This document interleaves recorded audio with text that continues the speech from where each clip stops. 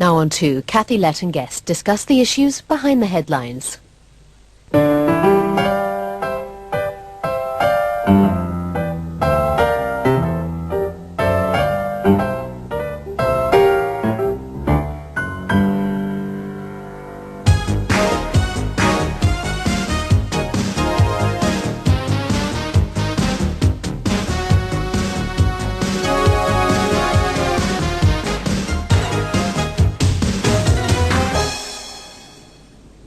G'day.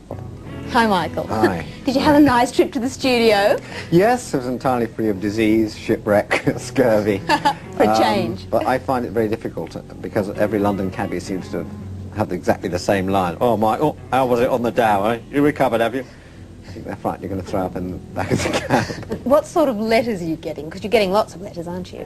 People are asking about all sorts of things, really. I mean, you know, where I got my jacket from and how many shirts did I have, and really, really interesting, baffle things like that. Riveting stuff. No, it's, and people ask for, as I say, for guide, for directions, you know, sort of, if I go to a hotel in Cairo, can I have the same room as you were in? And, or someone had stayed in the same room I stayed in Cairo, where you had to bang all the pipes before you get any water out. They said, oh, I was in the same room, it was as bad as that 37 years ago. What's it like being an Englishman abroad? Because in Phileas Fogg's day, he got so much respect. I mean, is it still like that? Did they respect you? If you're a supporter of Liverpool Football Club, you're all right. Everyone in the world seems to support Liverpool. I mean, it was quite extraordinary. The captain of an Egyptian tanker told me, you know, are you all Reds? And we thought, what, is this some political bias? No, you do support Liverpool? I love Liverpool. And then in Malaysia, there were people who watched Liverpool all the time. You know, it's, that's your passport. I said I'm a Sheffield Wednesday supporter, which meant absolutely nothing to anybody at all. You were thrown overboard, in fact. Thrown overboard. But, yeah. No, I don't know what they make of the English. All I know is that the two English people that they knew of, in most places I went around the world, were Margaret Thatcher and Samantha Fox. Samantha Fox was amazingly popular on board ship, Squire. Absolutely popular. They have her albums and everything. Do they know which one does which? Do they know no, I don't think they know which is which. It's actually quite a good idea to give a job swap, That's wasn't right, it? absolutely. Just for a week yes, or so. Yes, right, certainly. Make the papers more interesting to look at. But you also said that when you got into trouble overseas, it's a very good idea to speak in an English accent. Why is that? Well, actually, this wasn't me. I have to put the record straight. That was Alan Wicker. Told me the in the advice, he gave you. Always be very British, Michael. You won't be able to speak the language, which is quite true. And I think possibly if you don't speak the language, but the first thing is you should try and speak the language. I mean, because you're not going to get anything out of a country if you don't speak some of the language. But if you have no Qatari at all or whatever, then I think it is probably best to speak very slowly like that. You sort of hit them over the head with a rounded vowel or two and they back off. Mind you, I used to work with a Scottish producer on Monty Python. We did a couple of shows in Germany, and Ian McNaughton never learnt German at all.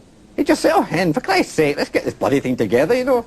And they'd rush off. We'd be saying, bitte, ein Moment, bitte. So I loved all the shots of you looking tall-ish and dark and handsome on railway platforms, you know, all alone. When really, in real life, you were surrounded by millions of BBC crew. Yeah, well, there were not millions. There were only 5, and sometimes 4. And on one ship, there's only 2 of us. I had to work the sound because they only allowed 2 people on.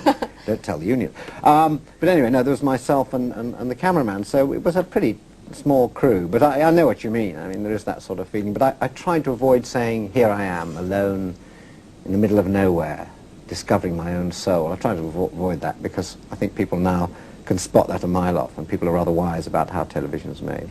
But were there lots of boring bits? There must have been boring times, all those. Were there tears before bedtime? Did the crew all get on and all the rest of it?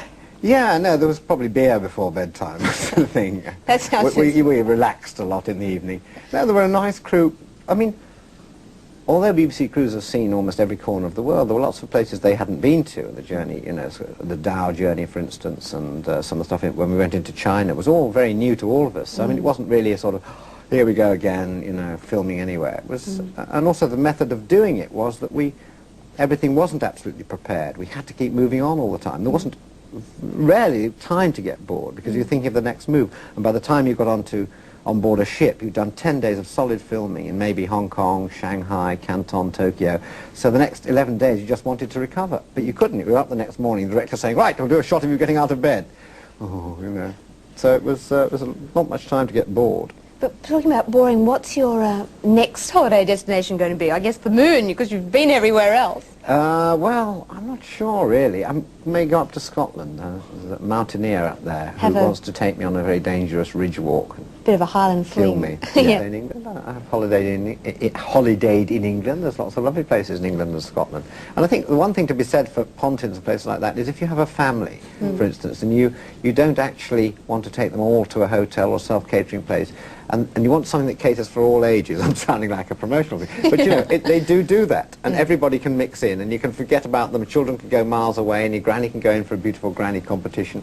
So, you know, if you like that, it's quite jolly. It's better perhaps than going somewhere, you know, terribly sort of beautiful, but where you're entirely on your own on a little cottage. Or with your family. I mean, you know, how awful. Yeah. But I think for a lone, solitary person, it would probably drive you completely startling and bonkers. Well, thanks to you both.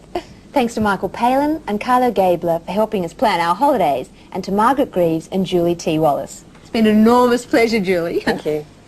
Jeremy Paxson will be here on Monday talking about the future of Christianity, and I'll be back on Friday. Till then, goodbye.